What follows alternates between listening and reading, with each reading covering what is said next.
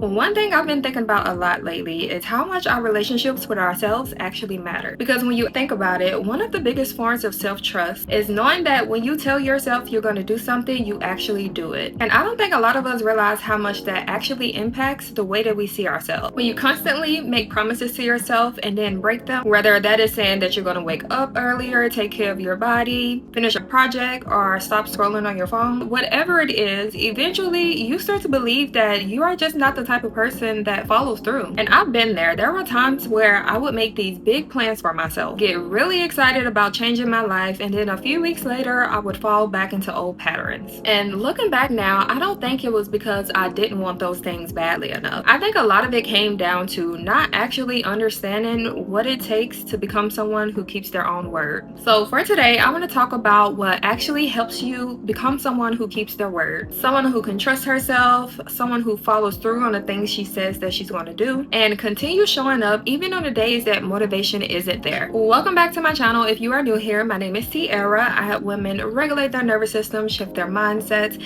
and become the most aligned version of themselves from the inside out. So if that sounds like something you're interested in, make sure you hit that subscribe button. And before we get into the video, if anything I say resonates with you, I want you to leave a comment below and share your thoughts, because I think so many of us are working through these things together. The first thing I think is so important in becoming the woman who keeps her word is to regulate your nervous system and get out of survival mode. Because I think sometimes we put so much pressure on ourselves to be disciplined, be productive, to accomplish all of these things, but we forget that our body has to feel safe first. A calm nervous system gives you the bandwidth. When your brain isn't constantly trying to protect you or process stress, you have more energy to actually show up for the things that matter to you. And this can look different for everyone. For me, it looked like movement, focusing on what I'm putting into my body, sitting in silence, putting my phone down, and just slowing down. Because sometimes we're not actually lacking discipline, we're just overwhelmed. And when you're overwhelmed, even simple things start to feel impossible, which then leads you to not following through.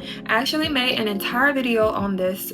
I talked about how I got out of survival mode after quitting my six-figure job, so I will have that linked in the description below if you want to dive more into that. The second thing is creating a solid plan and having faith that it will work. A lot of the times, the reason that we can't keep our word is because we don't actually have a solid plan in the first place. We just have this vague idea of what we want, and that could be, I want to be healthier, I want to start a business, I want to become more confident, but we never sit down to actually figure out what that would look like and what actionable steps that we can start taking today. You have to get clear about what you want to accomplish and focus on how you're going to accomplish it and stick to that plan. And I think the sticking to it part is where a lot of us struggle, because we live in a world where we all want immediate results. We want proof that something is working before we commit to it. But sometimes you have to decide that you're going to trust yourself and trust the process before you see the outcome. Which brings me to number 3, which is focusing on becoming good at the action that you're taking instead of focusing on the results. This is something that I had to learn, because I think a lot of us get so focused on where we're trying to go that we forget to appreciate the steps we're taking to get there. Focus on the commitment, not just the ultimate goal.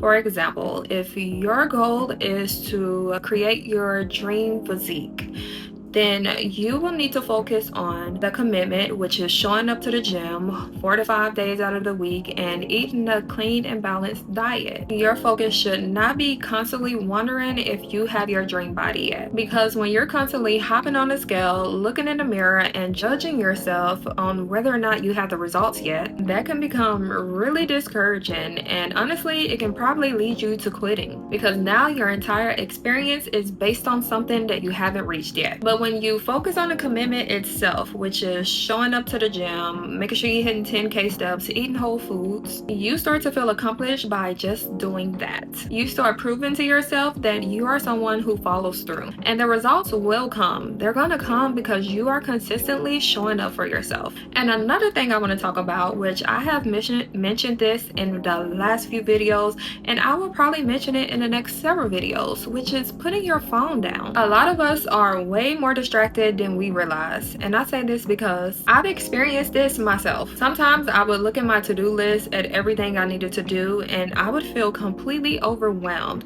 I would ask, how can I get all of this done today? But then I started realizing that my brain was already at capacity. It wasn't necessarily that I didn't have enough time, it was because I was consuming so much information and noise, and I was constantly stimulating my mind all day long. And when your brain never gets a chance to actually be quiet, it becomes really hard to focus your energy on the things that you actually want to accomplish. You have to create space, you have to protect your energy, and you have to stop leaking your energy into things that aren't helping you become the woman that you're trying to become. And sometimes that means putting your phone down, creating a to-do list, and actually giving yourself space to follow through. Because you might be like me and realize you have so much more time than you thought you did. The last thing I want to talk about, which I think is one of the most important ones, is having faith that you can keep your word. Because if deep down you feel like you're not capable of following through, you're going to keep proving that belief to be true. Your thoughts influence your actions. So if you are constantly telling yourself that I'm not disciplined, I always quit, or I never follow through, then you are already walking into every goal expecting yourself to fail. You have to start building trust with yourself. You have to start seeing yourself as the woman who keeps her word. And this doesn't mean you'll never have a bad day. It doesn't mean that you'll never miss a workout or have moments where you fall back into old habits. It means you don't use those moments to prove that you're incapable. You just keep coming back, you keep showing up for yourself. You continue becoming that person, and that is what this entire journey is about. It's not about becoming someone who is completely different, it's about becoming someone who can trust herself. Someone who knows that when she says she's going to do something, she means it. So if you're someone who wants to start working on this deeper, I created the Inner Glow workbook to help you start shifting your mindset, creating self-trust, and becoming more intentional with the life you're building. So I'll have that linked in the description below.